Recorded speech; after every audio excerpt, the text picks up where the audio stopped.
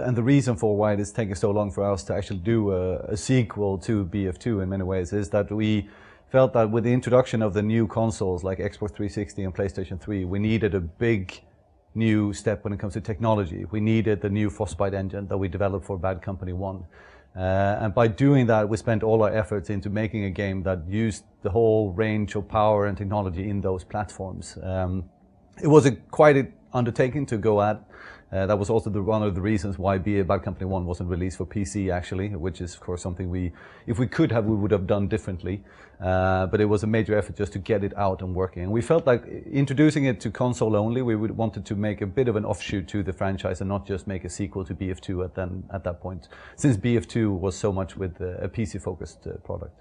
When we create a game here at DICE, we try to make sure that none of the SKUs, none of the versions of the game actually are ports. We try to give each and every one the love and care that it needs, and also listen to the specific community and fans out there of that specific platforms. Now, sometimes there's a lot of noise to cut through when it comes to when you listen to your community, but there is a lot of good ideas out there that we pick up on.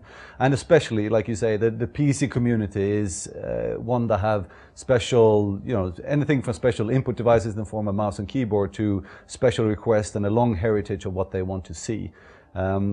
So even with Bad Company 1 and Bad Company 2, we have taken those special needs into consideration. Now for Battlefield 3, this is going to be another step as well. I mean, we always have it looked from a dev standpoint, you have to look at one platform as being the minimum platform to stand on.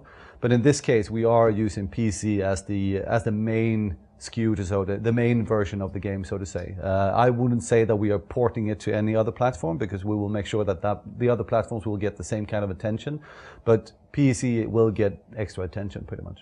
Well, I think the core of what people enjoy in a multiplayer game is still the same. It's very similar. They want to go online with their friends and foes and just beat the crap out of each other in whatever way. And in the FPS genre, it's pretty much similar what it is. It's all the stuff around that changes, and you alter and you make it more accessible, and you have new platforms coming into the arena. I mean, when we started out with Battlefield, Xbox 360 was not a major multiplayer platform, and not PlayStation 3 either. Those platforms are big today. You have a core following of people that play on those, only play multiplayer on those consoles, which we of course are very happy with. Battlefield franchise being such a multiplayer focused franchise.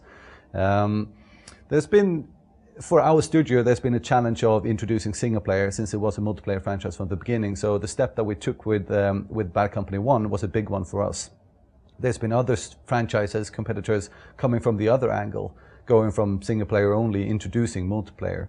Looking at the actual Battlefield franchise in itself, we are staying quite true to the core of what the game is, but also being very sensitive to listening to the signals of how does the actual competitive players out there, how do they play, what is it that they expect, and then trying to marry that with the original recipe. So it's not about just churning up more of the same, it's about always refining a recipe, but not completely creating a new dish, so to say. It's just making what we have better and better and better.